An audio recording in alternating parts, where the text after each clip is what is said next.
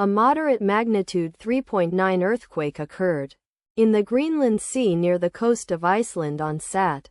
May 24, 2025 at 15:01 Greenwich Mean Time. The quake had a very shallow depth of 9.5 kilometers, 5.9 miles, and was not felt, or at least not reported so. First to report, EMSC after 3 minutes.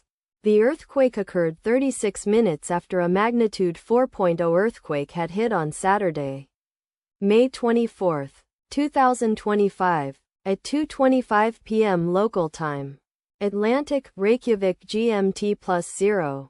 In 2.9 kilometers, 1.8 miles. Distance to the north. Data source from Volcano Discovery. Did you feel it? Let us pray. May God protect everyone. Amen.